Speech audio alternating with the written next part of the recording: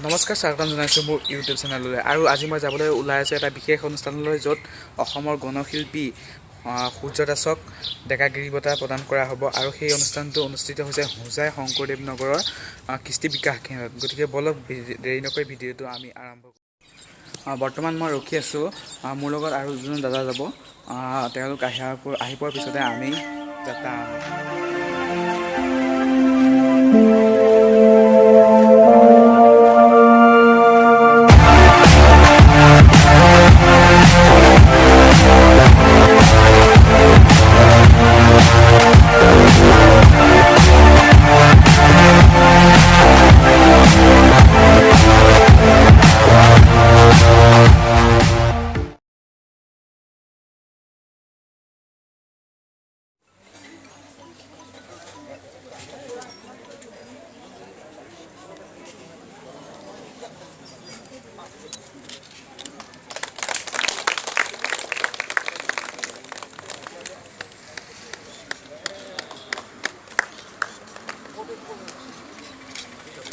উল্টা গেল কোনে তো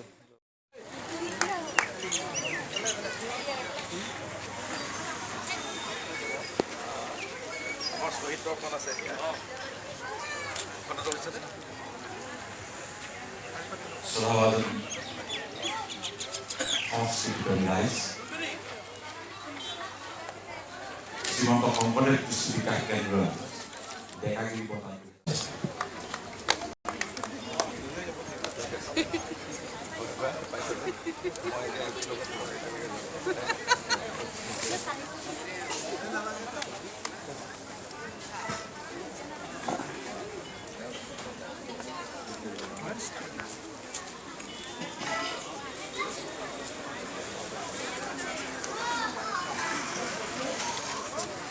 ধন্যবাদ। শহীদৰ স্মৃতি ইয়াত উপস্থিত থকা সকলোৱে ক্ৰমান্বয়ে পুষ্পাঞ্জলি বিনম্ৰভাৱে আহ্বান জনাব।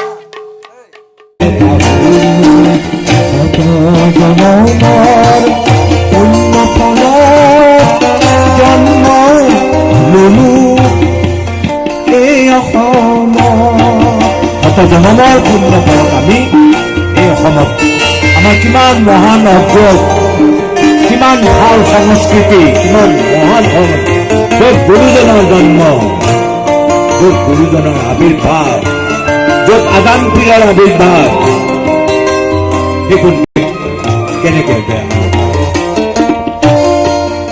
য'ত আছে শংকৰ মাধৱৰ বৰদোৱা বৰপেটা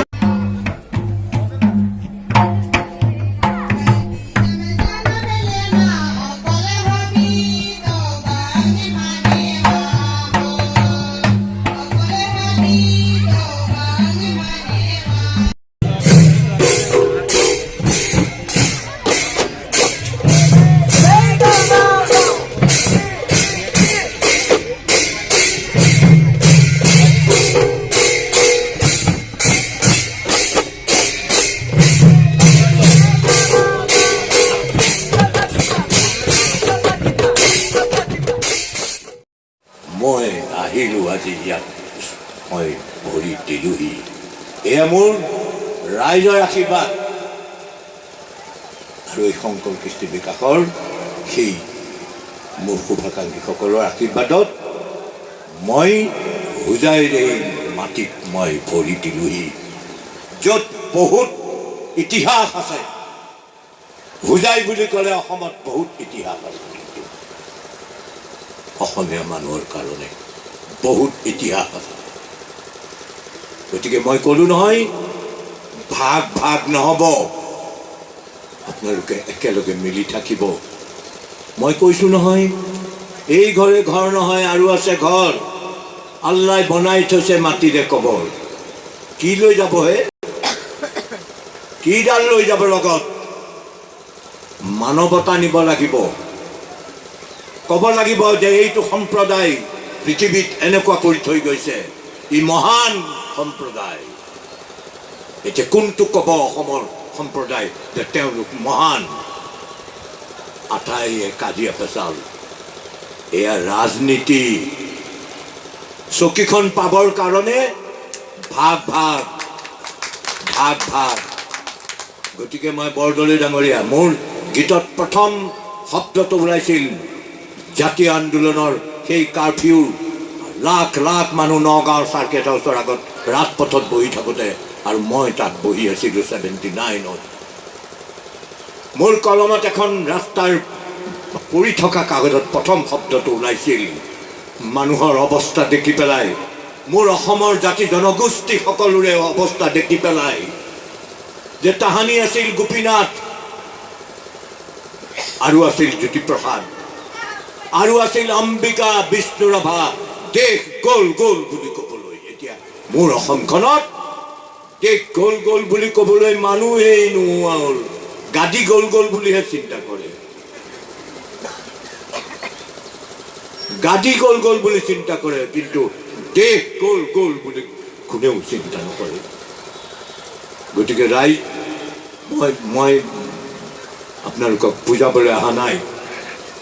এই যে মোক বঁটা দিছে, এই বঁটা এটা বস্তুহে, কিন্তু এই বঁটা যিটো পুকুৰ আদৰ্শ, যিটো জাতিৰ আদৰ্শ, যিটো কৰ্মৰ আদৰ্শ সি প্ৰকাশ পাইছে, সেইটো বেলেগ কথা।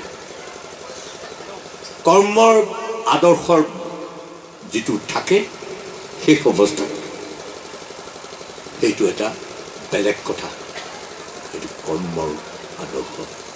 মই কিবা কৰিছিলোঁ, কিবা গাইছিলোঁ, মই মানুহক ভাল পাইছিলোঁ, মই মোৰ অসমৰ মাটিক ভাল পাওঁ, মোৰ অসমৰ কলা সংস্কৃতিক ভাল পাওঁ। আৰু ফাইনেলি আহি মই ঘৰ পালোহি। সঁচাকৈ এটা ধুনীয়া অনুষ্ঠান অনুষ্ঠিত হৈ গ'ল, য'ত উপস্থিত আছিল নগাঁও লোকসভা সমষ্টিৰ সাংসদ প্ৰদ্যুৎ বৰদলৈ ডাঙৰীয়া আৰু গণশিল্পী সূৰ্য দাস। যদি ভিডিঅ'টো ভাল পালে লাইক কৰিব, শ্বেয়াৰ কৰিব, ছাবস্ক্ৰাইব কৰিব আৰু চেনেলটো শ্বেয়াৰ কৰি দিব। ধন্যবাদ।